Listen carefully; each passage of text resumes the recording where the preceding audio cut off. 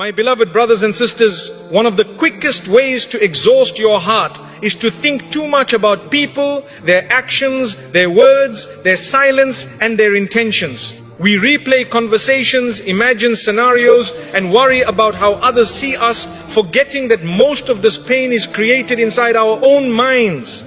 Islam teaches us to guard our hearts because not everyone deserves that much space in your thoughts. When you give people too much mental energy, you slowly give them control over your peace. But Allah never asked you to carry the weight of other people's choices. He asked you to trust Him, to focus on your own heart, and to place your worries where they belong in His hands. The Prophet ﷺ reminded us that peace comes from reliance on Allah, not from overanalyzing people. So free your mind from unnecessary attachment. Think less about people and more about Allah. Because when your heart is connected to Him, no one else can disturb your peace. Overthinking people steals your peace. Overthinking people quietly drains the heart until peace slips away without you noticing. You replay words that were said, imagine meanings that were never intended, and worry about reactions you cannot control. Islam teaches us that this inner turmoil does not come from people themselves, but from giving them more space in our minds than they deserve. The heart was not created to carry endless assumptions. It was created to remember Allah and rest in His decree. When you overthink someone's silence, you punish yourself for something you may never understand. Silence does not always carry meaning, and not every unanswered message is rejection. The believer learns to stop filling gaps with fear. Allah knows the truth of every heart, and that knowledge is enough to calm yours. Peace begins when you stop trying to read what Allah did not ask you to read. Overthinking hands your peace to people without their permission or awareness. They go on living freely while your heart remains trapped in thought. This imbalance is harmful to the soul. Allah does not want you to suffer internally over external matters you cannot change. Letting go mentally is an act of self-mercy and obedience to Allah's wisdom. The mind becomes restless when it focuses too much on creation instead of the Creator. You begin to question your worth based on how others treat you. You measure your value by responses, attention, and behavior. But Islam reminds us that dignity comes from Allah alone. No human reaction can add to your worth or take it away. Overthinking often comes from seeking reassurance from people instead of Allah. You want clarity, validation, and certainty, but you look in the wrong direction. When you turn back to Allah, your heart learns to settle without explanations. Tawakkul replaces anxiety, and trust replaces obsession. That is where peace lives. Thinking too much about others weakens your focus on your own growth. You spend mental energy analyzing them instead of improving yourself. Allah calls us to reflect, but not to torture our hearts with endless assumptions. Reflection should lead you closer to Allah, not deeper into confusion about people. Many hearts are exhausted not because of hardship but because of overthinking. The problem is not what happened, it is what you keep replaying. Islam teaches us to cut off thoughts that bring no benefit. If a thought increases fear, sadness, or resentment, it is not worth hosting in your heart. Overthinking people also blinds you to Allah's protection. Sometimes Allah saves you through distance, silence, or unanswered questions. What you see as loss may be mercy in disguise. When you stop obsessing over people, you start noticing how Allah has been guarding your heart all along. A peaceful heart accepts that not everyone will understand you, choose you, or stay with you. This acceptance frees the mind from endless questioning. Allah did not promise constant human companionship. He promised His own presence. That promise is far more stable than any relationship. When you overthink, Shaitan whispers worst case scenarios into your heart. He magnifies small things and turns them into heavy burdens. Dhikr silences these whispers. Remembering Allah reminds you that nothing happens without His permission, and nothing meant for you can miss you. The Prophet ﷺ lived among people, yet his heart was never controlled by them. He trusted Allah's plan over people's reactions. Following his example means learning when to care and when to release. Caring too much about people's behavior pulls you away from prophetic balance. Overthinking people often leads to self-blame. You question what you did wrong, what you could have said differently, or how you could have been better. Islam teaches self-accountability, not self-destruction. Learn from mistakes, but do not chain your heart to regret. Peace grows when you accept that some answers will never come. Allah sometimes closes doors without explanations, because explanations would not bring peace. Trust would. When you accept this, your heart softens and your thoughts slow down. Acceptance is a form of worship. The more you think about people, the less room there is for Allah in your heart. Overthinking fills the space meant for tranquility. But when you remove unnecessary thoughts, Allah fills that space with sakina. Calmness enters where obsession once lived. Your heart was never meant to chase clarity from people. It was meant to find certainty in Allah. When you trust Him, unanswered questions stop hurting you. You learn that what left your life did so by divine permission, not by accident or rejection. Overthinking people keeps wounds open longer than necessary. Healing begins when you stop revisiting the pain. Islam encourages moving forward, not staying stuck. The heart heals faster when it focuses on Allah's mercy instead of people's behavior.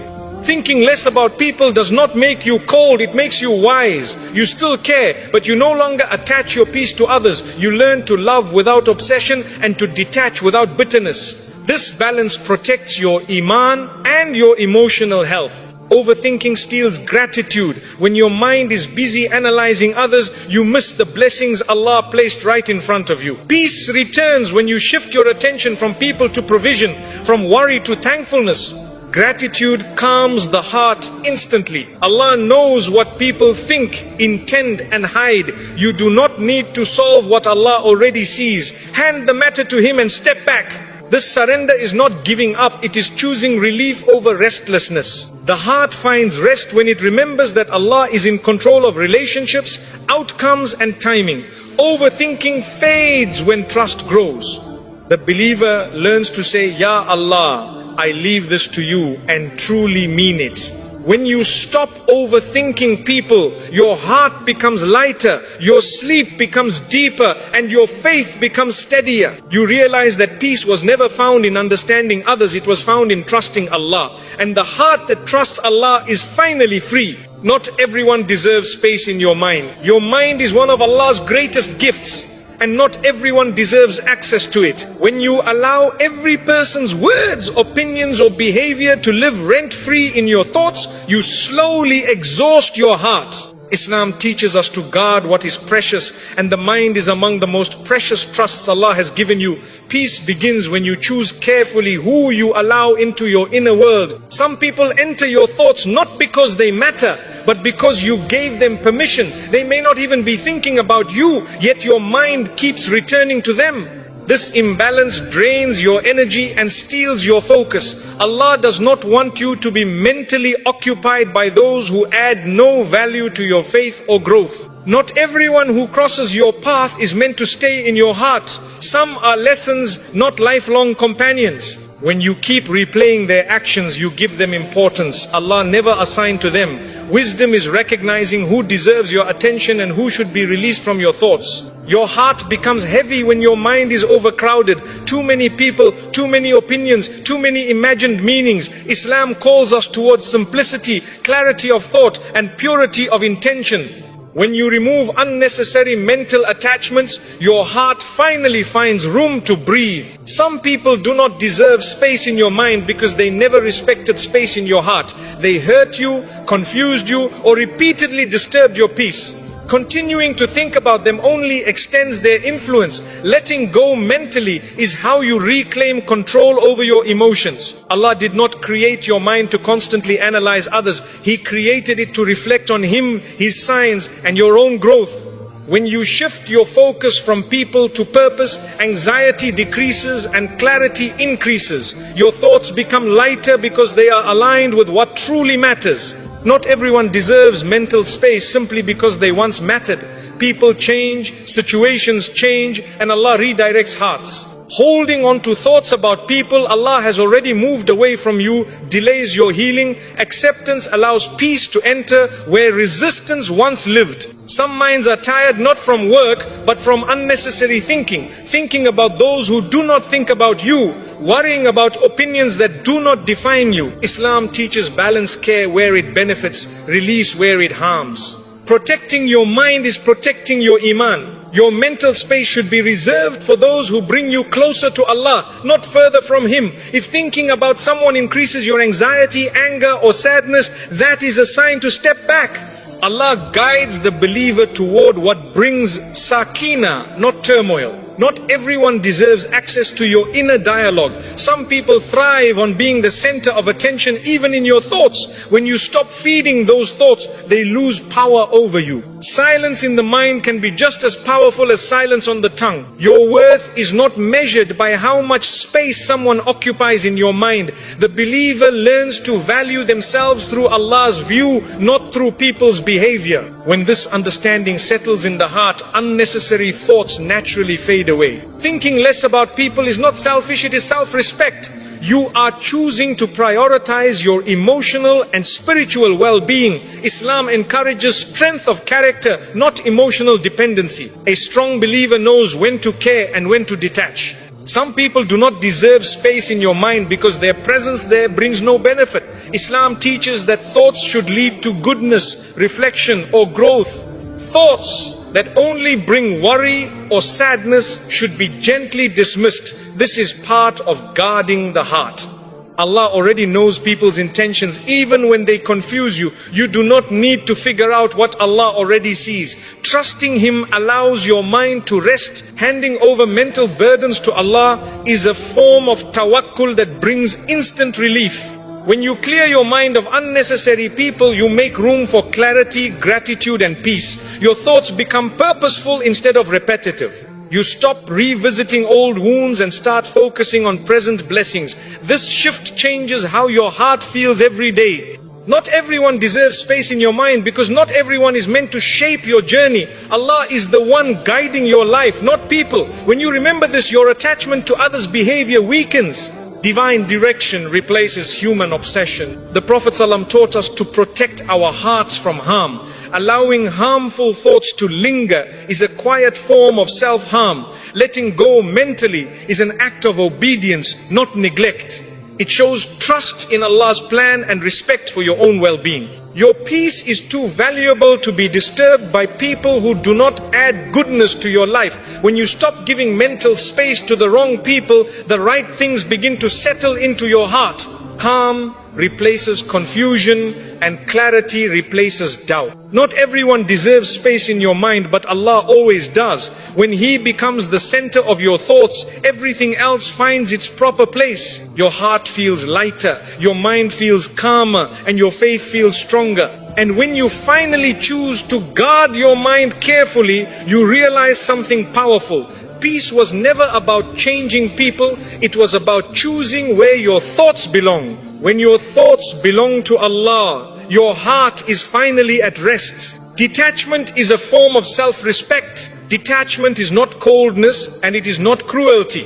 It is clarity. It is the moment you realize that your heart deserves protection just as much as your body does. Islam teaches dignity. And dignity begins when you stop allowing people to have unlimited access to your emotions. Detachment is choosing to value your inner peace over unnecessary attachment. When you detach, you are not saying people don't matter, you are saying Allah matters more. You stop tying your happiness to how others treat you, respond to you, or understand you. This shift restores balance to your heart. You begin to live with emotional independence, rooted in faith, not fear. Self-respect grows when you no longer chase what keeps hurting you.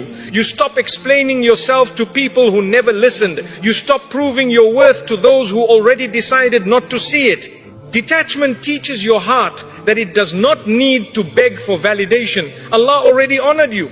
Many hearts suffer not because of loss, but because of clinging. You hold on to people, expectations and outcomes that Allah never promised. Detachment frees you from this weight. It allows you to breathe again. It reminds you that what is meant for you will never require you to lose yourself.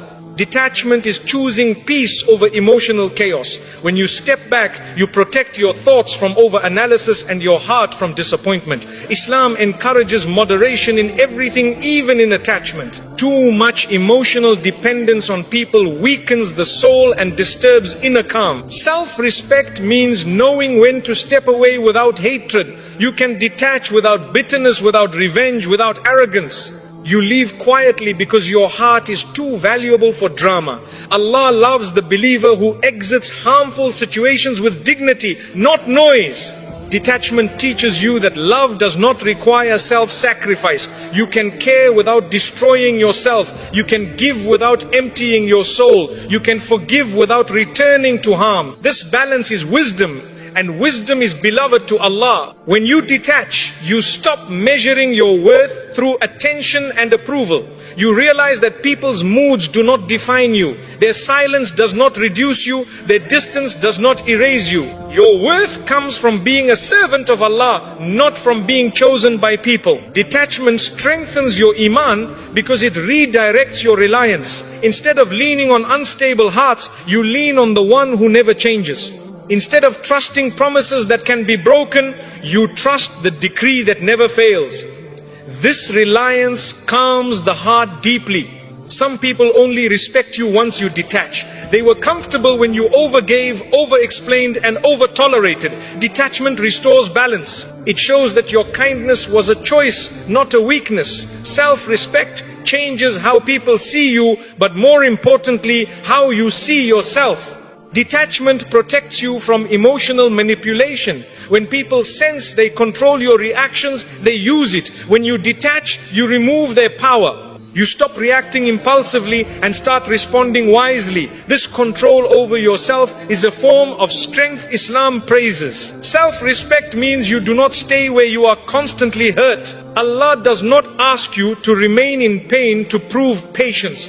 Patience is not staying in harm. Patience is trusting Allah while choosing what protects your heart. Detachment is often the healthiest form of sabr. Detachment helps you heal faster. Wounds close when you stop reopening them through memories, messages, and imagined scenarios. When you step back, Allah fills the silence with clarity. Healing enters where obsession once lived. Detachment is an act of honesty with yourself. You admit what hurts you, you acknowledge your limits, you stop pretending you are okay just to keep others comfortable. Allah loves sincerity, especially when it leads you away from harm. You are not required to carry people emotionally when they refuse to treat you with care. Islam does not glorify emotional exhaustion. A believer is encouraged to protect their heart so they can worship Allah with focus and peace. Detachment creates space for growth. When your mind is no longer consumed by people, it turns toward purpose. You reflect more, pray more, and improve more. Your energy shifts from survival to elevation.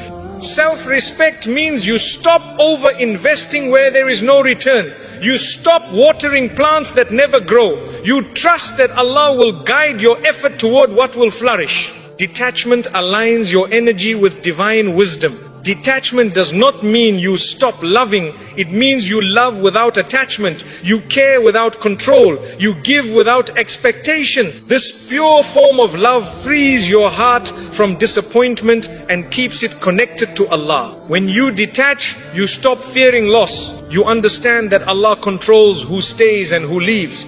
This trust removes anxiety from relationships. You no longer cling, you allow, and allowing brings peace. Detachment teaches you to sit with yourself comfortably. You no longer need constant reassurance or attention. You find calm in solitude and strength in silence. This inner stability is a sign of spiritual maturity. Self-respect grows when you stop chasing closure from people. Some chapters end without explanations. Detachment accepts that Allah's wisdom does not always come with details. Trust becomes enough. Detachment is choosing long-term peace over short-term comfort. It may feel lonely at first, but it saves you from repeated heartbreak. Allah replaces emotional emptiness with inner calm when you let go sincerely. When you detach, your prayers become more focused. Your heart is no longer divided between people and Allah. This sincerity strengthens your connection with Him. A heart fully present with Allah is a heart at rest. Detachment protects your character. It stops you from reacting in ways you might regret. It keeps your tongue gentle and your actions dignified. Islam values character above winning arguments. Self-respect means you no longer shrink yourself to be accepted. You stop lowering your standards to keep people close. You trust that what Allah has written for you will meet you at your level, not beneath it. Detachment teaches you that peace is an inside job. No one can give it to you and no one can take it away when your heart relies on Allah. This realization changes everything. When you detach, you give Allah room to work in your life. He removes what drains you and replaces it with what strengthens you. Detachment is not emptiness, it is preparation. You begin to see detachment as mercy, not loss. Allah saved you from something that would have kept hurting you. Gratitude replaces grief. Understanding replaces confusion. Self-respect is when you walk away without bitterness and without regret. You know you did your best. You leave the rest to Allah. This calm exit protects your soul. Detachment ultimately brings freedom. Freedom from anxiety, freedom from overthinking, freedom from emotional dependency. When your heart belongs fully to Allah, it no longer needs to cling to anyone else. And when you finally embrace detachment, you realize it was never about losing people. It was about finding yourself again, grounded in faith, guided by wisdom, and protected by Allah's peace. Focus on Allah, not on people's behavior. When you focus too much on people's behavior, your heart becomes restless and your mind becomes heavy. You begin to analyze words, interpret silence, and react to actions that were never meant to define you. Islam teaches us to shift our focus upward from creation to the Creator. Peace enters the heart when Allah becomes the center of your attention, not people. People will change, disappoint, misunderstand, and sometimes leave. This is the nature of human beings, but Allah never changes. When your focus is on Him, people's behavior no longer controls your emotions. You stop riding emotional waves created by others and your heart becomes anchored in something stable and eternal. Focusing on Allah means trusting His wisdom over people's choices. You may not understand why someone treated you a certain way, but Allah does. When you rely on His knowledge instead of your assumptions, confusion fades. Trust replaces anxiety and calm replaces obsession. People's actions often reflect their own struggles, not your worth. But when you focus on them, you internalize what was never yours to carry. Islam reminds us that accountability belongs to Allah. You are responsible for your intentions and actions, not for managing others' behavior. When you focus on Allah, you stop asking, why did they do this to me? And start asking, Ya Allah, what do you want me to learn? This shift transforms pain into growth. Hardship becomes guidance. Disappointment becomes direction. A heart focused on Allah does not beg for clarity from people. It finds clarity in prayer. It finds reassurance in dhikr. It finds strength in the Quran. These sources calm the heart far more than explanations ever could. People may treat you unfairly, but Allah never does. When you focus on Him, you remember that justice does not end in this world. Allah sees every intention, every word, every action. This awareness frees you from the need to defend yourself constantly. Focusing on people's behavior pulls you into comparison. You start wondering why others are treated better or why life feels unfair. But when you focus on Allah, comparison loses its power. You trust that Allah's plan for you is unique, precise, and full of wisdom. Your peace increases when you stop reacting to every action and start responding with faith. You don't ignore wrongdoing, but you don't allow it to poison your heart. You deal with matters wisely, then leave the outcome to Allah. This balance protects your iman. When Allah becomes your focus, people's opinions become background noise. Praise does not inflate you and criticism does not crush you. Your worth is no longer measured by approval or rejection. It is measured by your sincerity with Allah.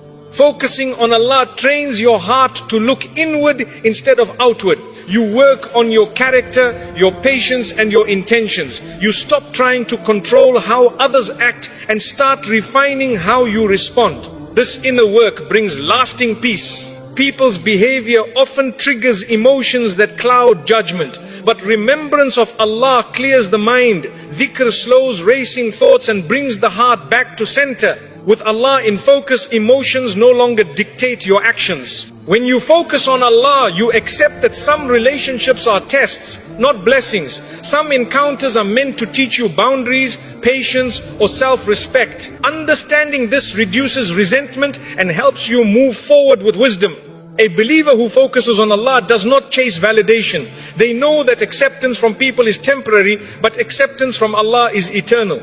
This certainty stabilizes the heart during times of rejection or misunderstanding. People may fail to keep promises, but Allah never breaks His. When you rely on His promises, disappointment loses its sting. You trust that what He writes for you will arrive at the right time, even if people fall short. Focusing on Allah allows you to forgive without forgetting and to let go without bitterness. You stop replaying hurtful behavior because you trust Allah to handle justice. Your heart stays clean while Allah manages accountability.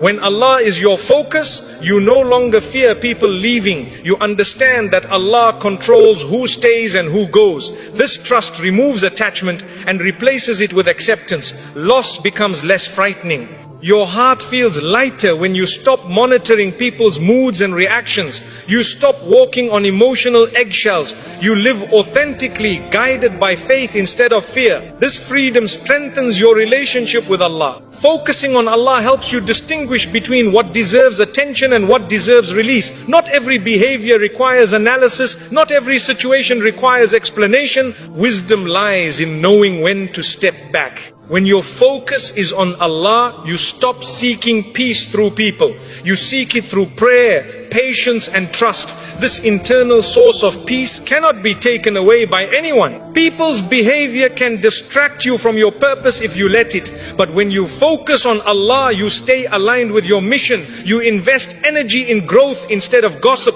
in healing instead of hurt. A heart focused on Allah does not rush conclusions. It waits, reflects and prays. This patience prevents regret and protects relationships. Calm decisions replace impulsive reactions. Focusing on Allah strengthens emotional resilience. You become less shaken by others' actions because your foundation is firm. The storms around you do not enter your heart. When Allah is your priority, you stop overthinking people's intentions. You trust that whatever affects you was allowed for a reason. This trust quiets the mind. Your heart grows when you focus on Allah's mercy instead of people's mistakes. You become more compassionate, not because others deserve it, but because Allah loves mercy. Focusing on Allah teaches you contentment. You stop chasing what is not meant for you and start appreciating what already is. Gratitude replaces dissatisfaction. When Allah is at the center, people's behavior loses its grip on your peace. You respond with dignity, patience and wisdom. Your actions reflect faith, not frustration. My brothers and sisters, let me ask you something. And I want you to think about this very carefully before you answer. When was the last time your phone rang? Not a notification, not a message, not some automated reminder, but actually rang because someone genuinely wanted to know how you were doing. When was the last time you sat with someone who truly knew you? Not the version of you that you perform for the world. Not the version that smiles in photos and types "I'm fine" in group chats. But the real you, the tired you, the one carrying things nobody knows about. If you had to answer that honestly, and I want you to be honest with yourself right now. For many of you, the answer is, it has been a long time. Maybe a very long time. And some of you cannot even remember. My brothers and sisters, loneliness is one of the great hidden epidemics of our time. People are more connected than ever before in the history of humanity. We have devices in our pockets that link us to billions of people across the globe. And yet study after study, report after report, conversation after conversation tells us the same thing. People have never felt more alone. And I want to talk to you today about why that is. Not to make you feel bad, not to shame you, not to lecture you from a high place as though I have it all figured out. But to speak to you as a fellow human being, as someone who has listened to thousands of people over the years, as someone who has sat with the lonely and the broken and the overlooked and understood one thing very clearly. The reason most people have no real friends is not bad luck. It is not that the world is cruel. It is not simply that people are too busy. The reason is deeper than that. And the beautiful thing, the truly beautiful thing, is that once you understand the real reasons, you can begin to change them. So today, I want to share with you 7 truths, 7 lessons. Each one of them, if you take it seriously, has the power to completely transform the quality of your relationships. And not just your friendships, your marriage, your family, your relationship with your colleagues, your relationship with your community, and most importantly, your relationship with yourself and with Allah subhanahu wa ta'ala. Because here is what I have come to understand after years of speaking to people all over the world. The way we relate to others is always a reflection of the way we relate to ourselves and to our Creator. Fix the root and the branches will take care of themselves. Are you ready? Let us begin. My brothers and sisters, before we can talk about why you have no friends, we first have to talk about what a friend actually is. Because I have met people, many people, who will tell me they have hundreds of friends, they have 140 contacts in their phone. They have people they went to school with, people they work with, people they follow online, people they see at the masjid every Friday, people they run into at the shopping center and exchange warm smiles with. And yet, when something goes wrong in their lives, when the test comes, when the night gets dark and the heart gets heavy, they have nobody to call. Nobody who would actually sit with them. Nobody who would drop what they are doing and say, I am here. That, my brothers and sisters, is not a friendship problem. That is a definition problem. You see, we live in a time when the word friend has been so terribly diluted that it has almost lost all meaning. Someone presses a button on a screen and suddenly they are your friend. Someone follows your life from a distance, watches your stories, likes your posts, and in our minds we count them, we add them to our invisible total. I have friends, look, 237 of them. But have any of those 237 people ever seen you cry?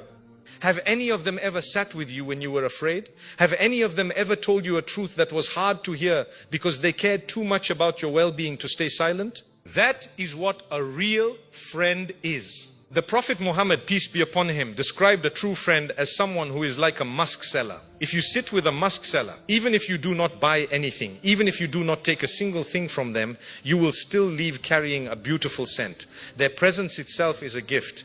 Their goodness rubs off on you. Their energy lifts you. Their company makes you a better person without you even trying. That is the standard.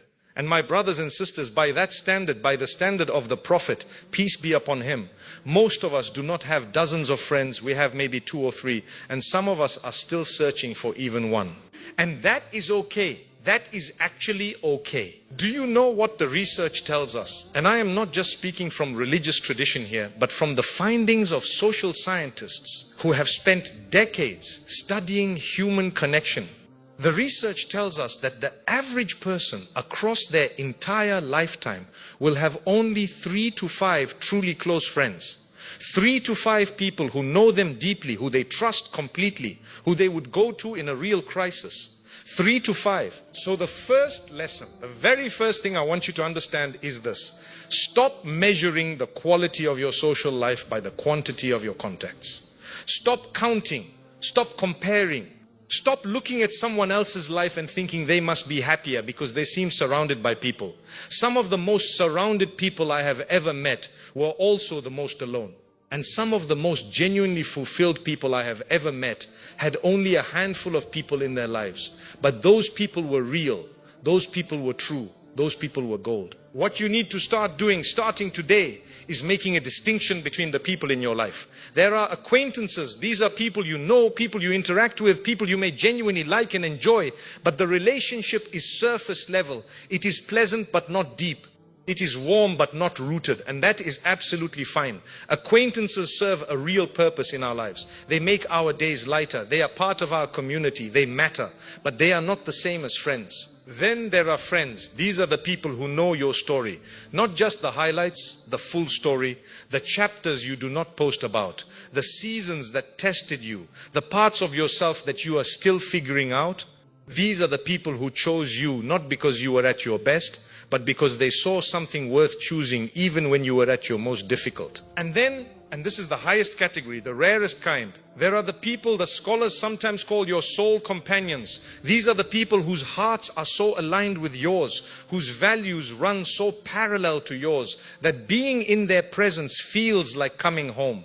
These are the people who remind you of Allah without trying to lecture you, who make goodness feel natural, who help you become the version of yourself that you most want to be. How many of those do you have? I want you to sit with that question, not to make yourself sad, but to help you get honest. Because the first step to building real friendships is understanding what real friendship actually is. And once you remove the illusion, once you stop calling acquaintances friends and start seeing clearly, you will realize that the emptiness you have been feeling is not because you are broken or unlovable. It is because you have been filling a genuine human need with something that was never designed to fill it. And that is a problem that can be solved. But first, you have to see it clearly. My brothers and sisters, let me also say this. The Quran speaks repeatedly about companionship, about whom you sit with, whom you walk with, whom you allow close to your heart.